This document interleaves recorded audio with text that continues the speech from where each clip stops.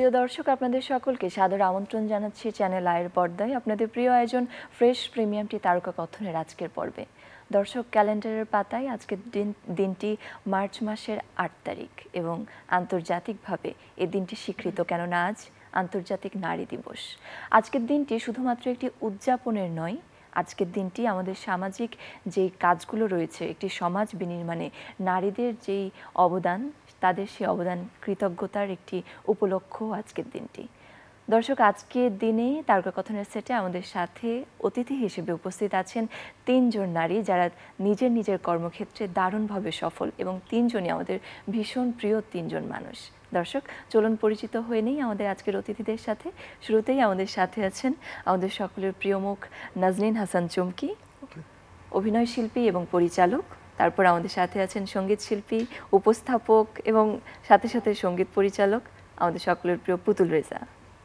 তারপর আমাদের সাথে আছেন মডেল এবং একই সাথে লেখালেখিতেও তিনি তার ক্ষুরধার কলম চালিয়েছেন এবং আমাদেরকে মুগ্ধ করেছেন শানু। আপনাদের সকলকে স্বাগত জানাচ্ছি এবং শুভেচ্ছা, নারী দিবসের অনেক অনেক ভালোবাসা। তোমাকেও আপনাকেও শুভেচ্ছা।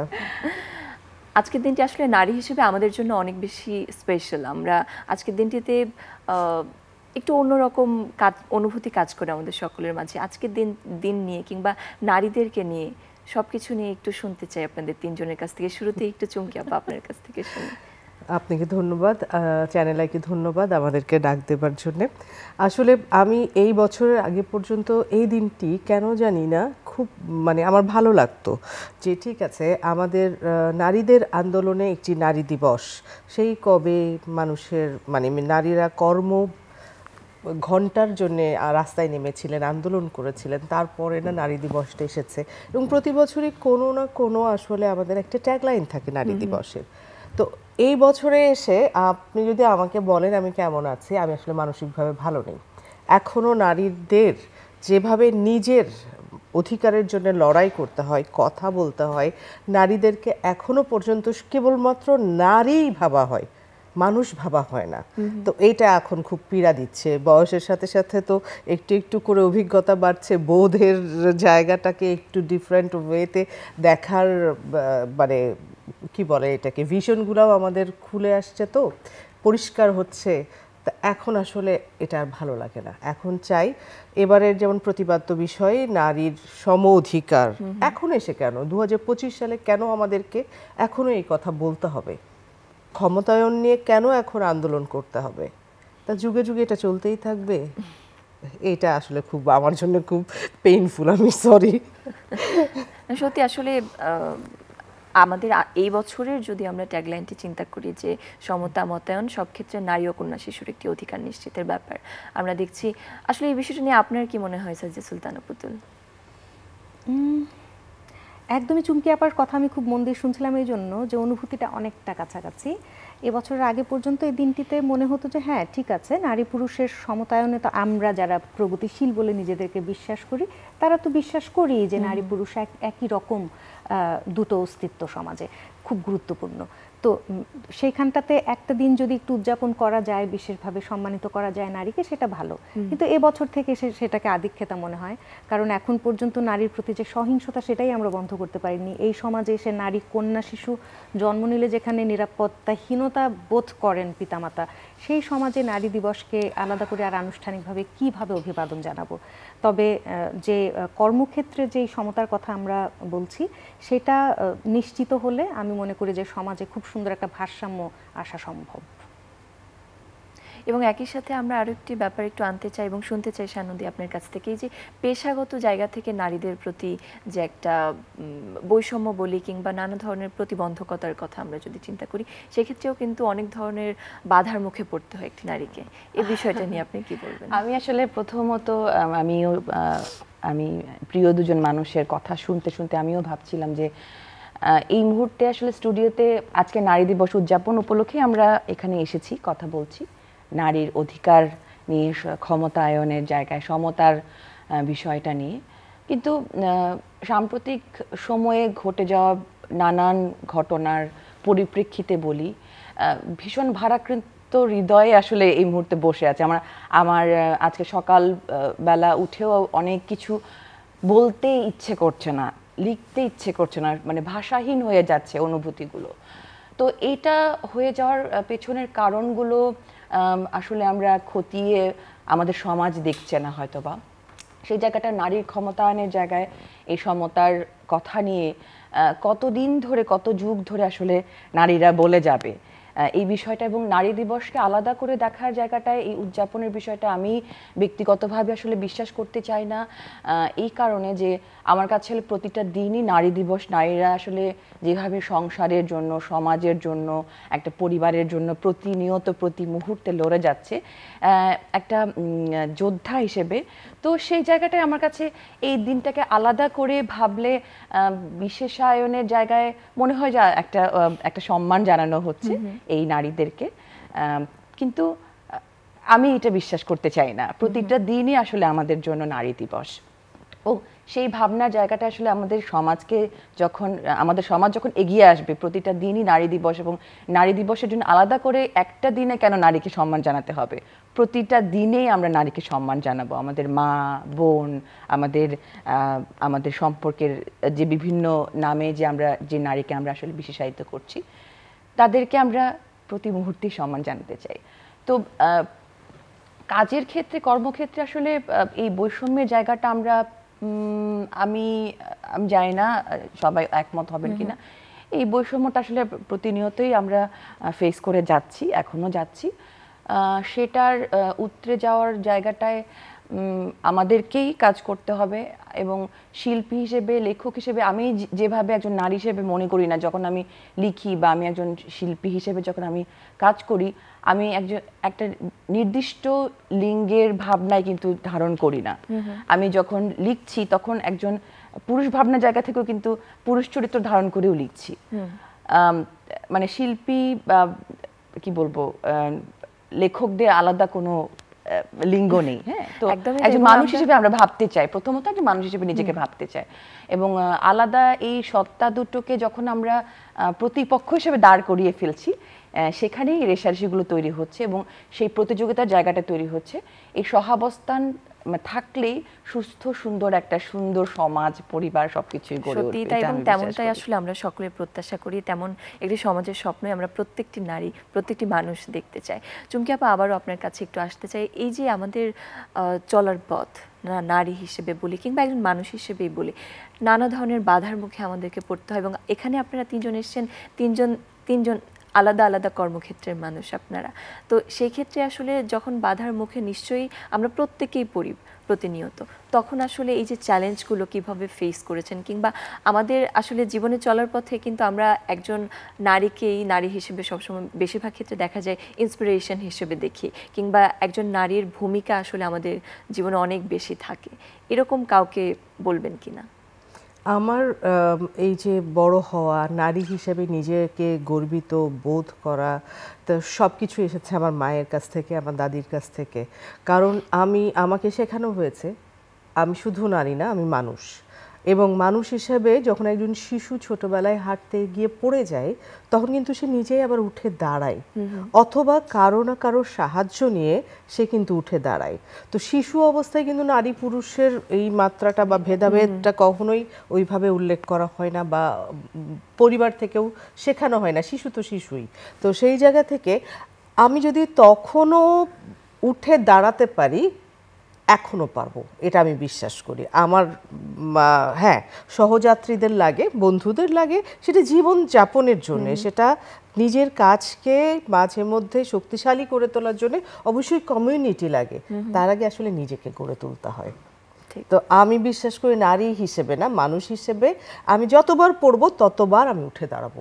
সেটা কোনো কিছু লাঠির সাহায্যে হোক, হাতের সাহায্যে হোক, নিজের শিরদাঁড়ার সাহায্যে হোক, আমি উঠে দাঁড়াবো।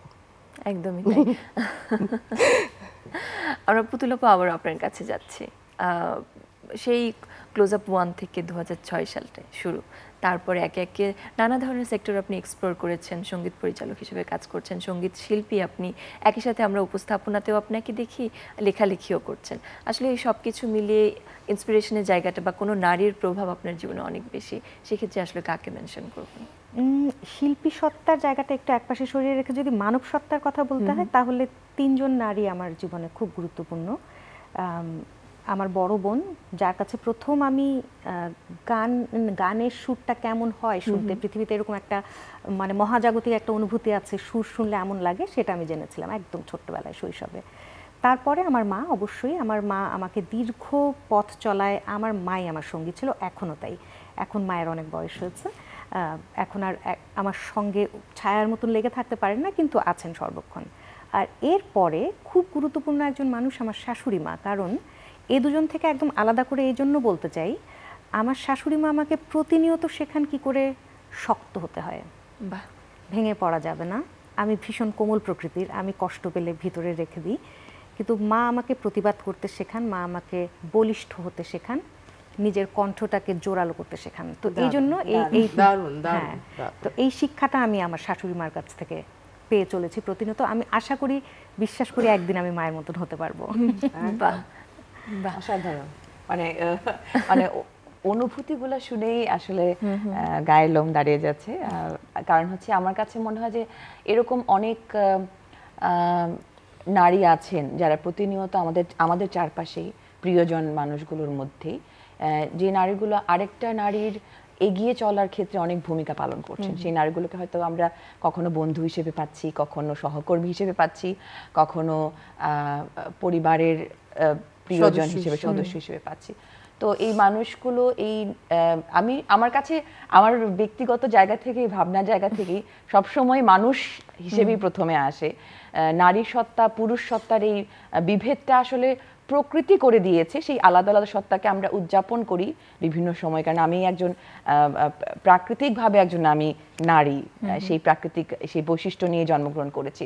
তো সেখানে আমি আলাদাভাবে বলতে পারবো না যে আমি পুরুষ সত্তার সাথে সেই কম্পিটিশনে গিয়ে আমি শ্রেষ্ঠ। কিন্তু এই যে শ্রেষ্ঠত্বের যে লড়াইটা যুগ যুগ ধরে চলে আসছে, সেই জায়গাটায় আমার কাছে এটা আমার ভাবনা যে সহাবস্থানটা থাকলে মনে হয় অনেক বেশি সুন্দর হবে, অনেক বেশি সহজ হবে সবকিছু।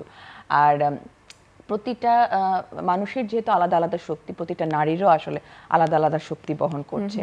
তো আমি আমার শক্তি দিয়ে, আমার যেরকম যে শক্তিটা আছে, পুতুলের হয়তো বা সেই শক্তিটা ভিন্ন, চুমকি আপার সেই শক্তিটা ভিন্ন, সেই শক্তিগুলো একত্র করলেই তো আসলে আমরা নারী শক্তিরা একটা সুন্দর, একটা সুস্থ সুন্দর একটা শক্তি, একত্রিত শক্তি হয়ে উঠতে পারবো। এবং আমরা বিশ্বাস করতে চাই যে আমরা নারী, আমরা সব করতে পারি।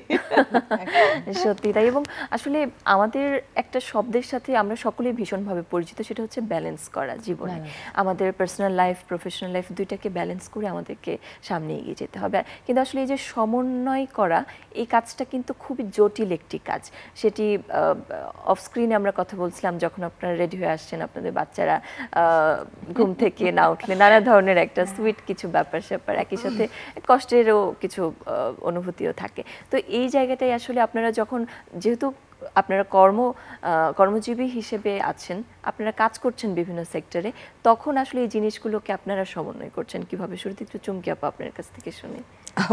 আমার মানে ওদের থেকে একটু ভিন্ন, ভিন্ন, কিন্তু ব্যালেন্স করে শুধুমাত্র আমি দেখেছি যে নারীরাই সফল হয়, এবং এটা নারীদের একটা সহজাত গুণ বা গুণবৃত্তি, যেটাই বলি সেটা হলো নারীদেরই এই পাওয়ারটা না ভীষণ রকম। পুরুষদের এক ধরনের পাওয়ার থাকে, নারীর এক ধরনের আছে, প্রাণীর এক ধরনের আছে। তো প্রত্যেকটা মানে একটা আলাদা আলাদা একটা সেগমেন্ট বা ইয়ে থাকে না, সেটা নারীদের মধ্যে আছে সবথেকে বড় গুণ ব্যালেন্সিং পাওয়ার। এবং আমি এটাকে একদমই ছোট করতে নারাজ, বরং এটা আমাদেরকে অনেক সুখে রাখে, মানুষকে অনেক সুখে রাখে, শান্তিতে রাখে, এবং অনেক বেশি যেটাকে বলে সমৃদ্ধির দিকেও নিয়ে যায়। ব্যালেন্স না করতে পারলে তো আমি ওর সাথে মিশতে পারবো না, আমি আপনার সাথে কথা বলতে পারবো না, ওর মানে আমার শানুর বইটা পড়ে আমার তো ভালো মানে লাগবে না, কারণ আমি পড়ার পর আমি যদি ওর বইটার মধ্যে থেকে একটা সুন্দর কিছু বেরি না করে আনতে পারলাম, তাহলে ওর লেখক হিসেবে ওর তো সত্তাটারই আমি অসম্মান করলাম। তো এই যে ব্যালেন্সিং পাওয়ার, এটা নারীদের ভীষণভাবে আছে, এবং আমি সেই জন্য নিজেকে খুবই গর্ববোধ করি। এরকম অনেক নারীকে আমি দেখেছি, খুব কাছ থেকে দেখেছি, যে যারা কর্মক্ষেত্রে সফল, আবার সংসারটাও ঠিক সমান তালে গুছিয়ে রাখছেন। তো এই সমস্ত নারীদেরকে যখন আমি দেখি যে তারা ঘরেও কাজ করছেন এবং বাইরেও সমান তালে সবকিছু সামলে নিচ্ছেন, তো এই ক্ষমতা শুধুমাত্র নারীরই আছে। পুরুষ অবশ্যই অনেক মানে শক্তির দিক থেকে বলি বা যে দিক থেকে বলে এগিয়ে আছেন কাজের জায়গায়, কিন্তু পুরুষরা কিন্তু বেশিরভাগ ক্ষেত্রে বেশিরভাগ পুরুষরাই কিন্তু শুধুমাত্র বাইরের দিকটা সামলাচ্ছেন, কিন্তু নারীরা কিন্তু পরিশ্রমের জায়গাটাতে পুরুষ এক বস্তার আলু তুলে ফেলতে পারছে, নারী হয়তো এক ধামা আলু নিচ্ছে, কিন্তু ব্যালেন্সিং পাওয়ার রিয়েলি টাফ। আরেকটা জিনিস সেটা আমার মনে হয় পুতুল আরো ভালো গুছিয়ে, ও ভীষণ গুছিয়ে কথা বলে, আমার খুবই ওর কথা পছন্দ, তো ও খুব ভালো বলতে পারবে। সেটা হলো যে নারীদের আরেকটা জিনিস আছে, আরেকটা গুণ আছে, সেই গুণটা হলো যে এই যে পরিবার নিয়ে আমরা কথা বলছি না, এই পরিবার পরিজন কর্মক্ষেত্রের কথা তো বললেনই শানু, তো সব কিছু মিলিয়ে কত সুন্দরভাবে গুছিয়ে চলে, আমার মনে হয় ও খুব ভালো বলতে পারবে, কারণ ও ঘরে বসে কাজ করে, বাইরে এসেও কাজ করে। আমি শুনি একটু পুতুল। আমি একটু অন্যভাবে, আমি মানে শুনতে শুনতে মনে হচ্ছিল যে একটা জিনিস মনে হয় বাদ পড়ে যাচ্ছে, সেটা হচ্ছে এই যে ভারসাম্যের সৌন্দর্যটা, আমার ক্ষেত্রে অন্তত আমি বিশ্বাস করি এই ক্ষেত্রে না আমার পুরুষ সদস্যের ভীষণ রকম সহযোগিতা লাগে, তা না হলে কিন্তু এটা সম্ভব ছিল না। আমার যে সংসার সঙ্গীটি, সে এত সুন্দর গুছিয়ে, আমি যখন কাজে যাচ্ছি তখন সে আমার কন্যাটিকে দেখে রাখছে, আমার পরিবারের আরও যারা আছেন তারাও দেখে রাখছেন। আমি যখন ছোট ছিলাম তখন আমি দেখেছি আমাকে নিয়ে মা যখন বাইরে যাচ্ছেন কোনো কাজে, তখন বাবা বাকিটুকু সামলে নিচ্ছেন। তাহলে পুরুষ সদস্যদেরকে বাদ দিয়ে কিন্তু আমরা ভাবতে পারবো না, তাদেরকে ভীষণভাবে আমাদের কিন্তু লাগবে। আর এই যে সমন্বয় করা বা ভারসাম্য রক্ষা করা, এটা অবশ্যই সহজাত গুণ, শুনতে খুব সুন্দর, ঘরে বাইরে সমানভাবে পারদর্শী, কিন্তু এটা যে কি কঠিন একমাত্র আমরাই বলতে পারবো যারা এটার ভিতর দিয়ে যাচ্ছি। হয়তো কেউ কিছু বলবে না, বাইরে যখন কাজ করছি পরিবারের সকলে সেটাতে সম্মতি দিচ্ছেন, কিন্তু নিজের ভিতর থেকে যে একটা অপরাধ বোধ তৈরি হওয়া, যে আমার কন্যাটি অনেকক্ষণ আমাকে পাচ্ছে না, আমি বাড়ি ফিরতে হবে দ্রুত, এই যে একটা প্রাকৃতিকভাবে যে আমাদের টানা পড়ে না একেবারে সৃষ্টির শুরু থেকে, এটা মনে হয় কখনোই আমরা এড়াতে পারবো না, এবং এটাই মনে হয় নারীর মানবিক সৌন্দর্য। ভীষণ সুন্দর বলেছে, বললাম না মেয়েটা বেশি ভালো কথা বলে। আমরা এই যে কাজ করার কথা বলছিলাম, আমরা সকলেই সবার জায়গা থেকে দারুণ কাজ করছেন আপনারা, এবং কাজের ব্যস্ততা কিন্তু সবারই আছে। তো বর্তমানে আসলে কে কি কাজ নিয়ে ব্যস্ত আছেন সেটাও একটু শুনি। চুমকি আপনি আপনার কাছ থেকেই শুনি। আমার তো শুটিং চলছে, এটাই হলো কাজ। আর মানে তার বাইরে আমি অভিনয়ের বাইরে আপাতত আর কিছু করছি না। কি কাজ আসছে সামনে আপনার? সামনে কিছুই না, আমার যে রেগুলার সিরিয়ালগুলো সেগুলোই যাচ্ছে, কারণ সামনে আমার কাজ আসার কোনো রকমই চান্স নাই। দিন বদলেছে, সময় বদলেছে, দর্শকের নাকি রুচি বদলেছে, নাকি শব্দটা ব্যবহার করলাম, কারণ আমাদের বলা হয় যে আমাদের বয়সের কোনো নাকি কাস্টিং নেই, তো কারণ দর্শক খায় না, দর্শক চাই না, দর্শক খুবই মানে বোর্ড ফিল করে, তো আমরাও মেনে নিয়েছি, ঠিক আছে দেখি না দর্শক আসলে কি খায় না আর কি চায় না, দেখতে থাকি। তাই আমরা ওই রেগুলার যে সিরিয়ালগুলো আসছে ওই সিরিয়ালগুলোর বাইরে আমার কাজ খুব কম। এবং আপনারা তিনজনই কিন্তু লেখালেখির সাথে ভীষণভাবে সম্পৃক্ত। আমরা একটু পুতুলাপুর কাছে একটু ছোট্ট করে শুনি, আসলে নতুন কোনো লেখা আসছে কিনা বা কি ভাবছেন? লেখাটা তো সারা বছর জুড়ে যেহেতু চলে, নতুন লেখা নিশ্চয়ই আগামী মেলাতে আবার আসবে। একটা বই মেলা তো মাত্র শেষ হলো, নতুন লেখা শুরু করব আমি একদম পরিকল্পনাই করেছিলাম। আমি বইমেলা শেষ হবে, মার্চের 1 থেকে আবার নতুন লেখা শুরু করবো। এবং এবার আমি খুব অন্যরকম একটা লেখার পরিকল্পনা নিয়ে রেখেছি, প্রস্তুতি নিচ্ছি, পড়াশোনা করছি, আমি খুব পড়ছি, এখন কিছুদিন আছে হাতের সময়, তারপরে আমি কাজটা শুরু করব। সামনে আমার হয়তো প্রথমবারের মতো ছোট গল্পের বই আসবে, তো সেই কাজটা আমার খুব ভালো লাগার। কি নিয়ে কাজ করছেন? আমিও মানে পুতুলের সাথে একই সুরেই কথা বলবো, কারণ মাত্র বইমেলা শেষ করলাম, বইমেলার একটা ধকল গেল, মানে বইমেলার জন্য প্রস্তুতি বিগত বছর থেকে শুরু হয়, তো বইমেলা যেহেতু শেষ হলো, এখন আগামী বছরের বইমেলার বইয়ের জন্য আসলে প্রস্তুতি আমিও মানে মানসিকভাবে শুরু করে দিয়েছি। তবে ঈদ সংখ্যার জন্য বেশ কিছু লেখা এখন গুছাচ্ছি, সামনে আসতে যাচ্ছে। শুধুমাত্র শব্দ আর সংসার নিয়ে ব্যস্ত আছি বলতে গেলে। সংসার জীবন বলি কিংবা পারিবারিক, সামাজিক, আমাদের পেশাগত জীবন, সব জীবনেই আপনারা দারুণভাবে কাজ করে যান এবং আমাদের সকলের জন্য আপনারা আসলে একটি অনুপ্রেরণা। আপনাদের কাছ থেকে আমরা অনেক কিছু শিখি, অনেক কিছু আমরা নিজেরাও অনুপ্রাণিত হই। আপনাদেরকে অনেক অনেক শুভেচ্ছা, ভালোবাসা এবং আবারও নারী দিবসের শুভেচ্ছা জানাচ্ছি এবং আজকের আয়োজন থেকে বিদায় নিব। প্রিয় দর্শক, নারীরা এগিয়ে যাক, নারীরা নিরাপদে থাকুক, এই প্রত্যাশা নিয়ে আয়োজন থেকে বিদায় নিচ্ছি।